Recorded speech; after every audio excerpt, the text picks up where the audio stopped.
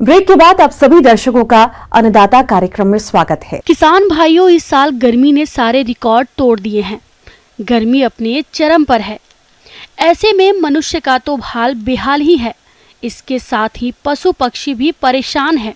और यदि बात पशुओं की करें तो पशु इस तेज गर्मी के कारण लू की चपेट में आ सकते हैं। ऐसे में पशुपालक अपने पशुओं को गर्मी और लू से बचाने के लिए कौन कौन से उपायों को अपनाएं, इस बारे में जानते हैं पशु विशेषज्ञ डॉक्टर मनीष कुमार से।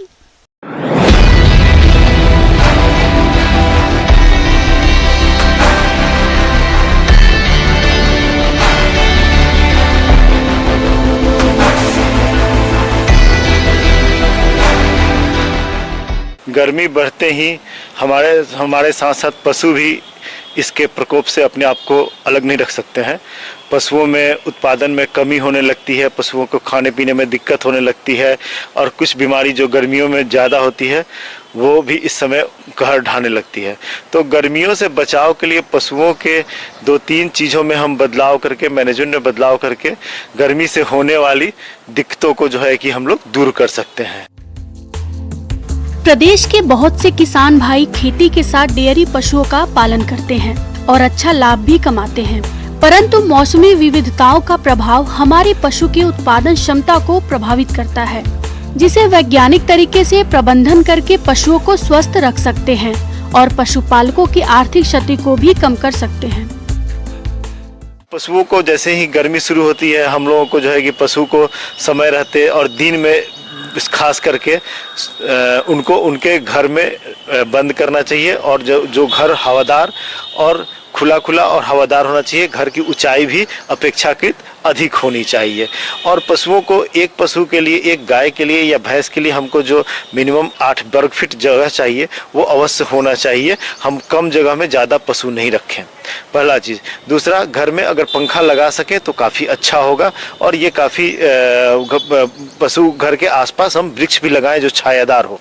हम लोग पशु जहाँ बांधते हैं उसके घर के ऊपर हम लोग पुआल वाल रख दें जिससे कि घर का तापमान कम रहे और उसके ऊपर एक स्प्रिंकलर लगा सकते हैं जो कि बाजार में उपलब्ध है, जिससे कंटिन्यूअसली पानी का फ्लो छत पे रहता है और मकान ठंडा रहता है। गर्मी के मौसम में दुग्ध उत्पादन और पशुओं की शारीरिक क्षमता बनाए रखने के लिए पशु आहार का महत्वपूर्ण योगदान है। पशु आहार में गर्मी के मौसम में हरे चारे का अधिक उपयोग करना चाहिए।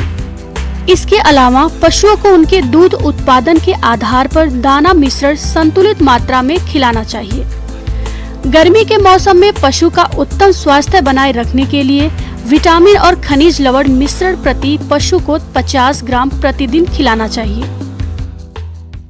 आवासन के बाद हम आते हैं उनके पानी पे, जो कि बहुत ही इम्पोर्टेंट है।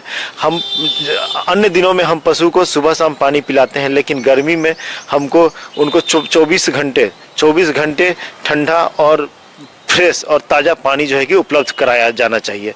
इसके साथ साथ बाज़ार में तरह तरह के इलेक्ट्रोलाइट्स मिलते हैं। इलेक्ट्रोकेयर है, रेप्लिना है, इंटालाइट है या रिंटोज है। इसमें से कोई भी इलेक्ट्रोलाइट हम लोग पशु में के पानी में उनको देना चाहिए, खास करके 10 बजे के बाद से पानी से, जिस समय तापमान बढ़ जाता है।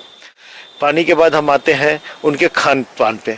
खान पान में हम लोगों को थोड़ा सा कमी करना चाहिए। इस समय कंसंट्रेट फीडिंग, अनाज कम देना चाहिए और थोड़ा सा रफेज हमको बढ़ाना चाहिए। स्वास्थ्य प्रबंधन। गर्मी के मौसम में पशुओं की बीमार होने की आशंका बढ़ जाती है, जिसे देखरेख और खान-पान संबंधी मुख्य बातों को ध्यान में रखने से पशुओं को बीमार होने से बचाया जा सकता है। लू लगना। इसका प्रमुख कारण गर्मी में तापमान का बढ़ जाना, वातावरण में गर्मी की अधिकता, पशु का गर्म हवा की चपेट में आ जाना, एक ही बाड़े में अधिक पशुओं को रखना, पशुशाला में हवा निकासी का उत्तम व्यवस्था न होना, कई ऐसे कारण हो सकते हैं। लू से प्रभावित पशु के लक्षण। पशु के शरीर के तापमान का बढ़ जाना, बेचैन होना, पसीना आना, लार गिरना, भोजन कम खाना, उत्पादन क्षमता में कमी जैसे लक्षण दिखाई देते हैं। इससे बचाव के उपायों को समय पर अपनाकर पशु को लू से बचाया जा सकता है। पशु वो में होने वाली जो आमतौर पे बीमारियां हैं, जो सबसे पहले मैं चर्चा करना चाहूँगा वो लू लगने का। जैसे ही पशु दिन में या किसी भी समय उनको बाहर में रहना पड़ जाता है किसी कारण से और हीट एक्सपोज हो जाता है, हीट एक्सपोजर हो जाता है, लू लग जाती है, तो उसके लक्षण जो हम लोगों को देखने को मिलता है, पशु के शरीर में का टेम्परेचर, तापमान बढ़ जाता है, वो 105-106 डिग्री तक हो जाता है और किसी भी तरह का दवा देने से जल्दी उतरता नहीं है। हम लोग उस समय उसको आम बुखार की तरह ट्रीट करते हैं, इन्फेक्शियस बुखार की तरह ट्रीट करते हैं, जो कि नहीं होना चाहिए। सिर्फ हम लोगों को पशु को धोना है, सुबह शाम उसको ठंडे पानी से धोना है, टेम्परेचर कम करने की दवा देनी है और साथ में इलेक्ट्रोलाइट देना है।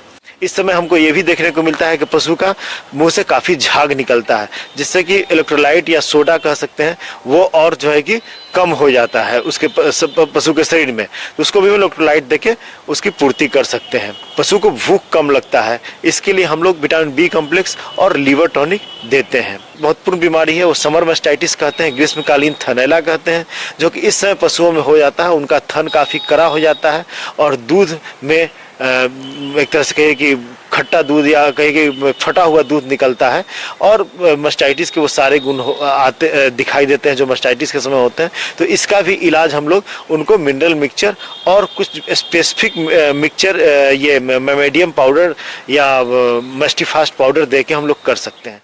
आगे और भी है खेतीबाड़ी से जुड़ी हुई बहुत सी रोचक जानकारियां। यहां रुकेंगे एक और ब्रेक के लिए।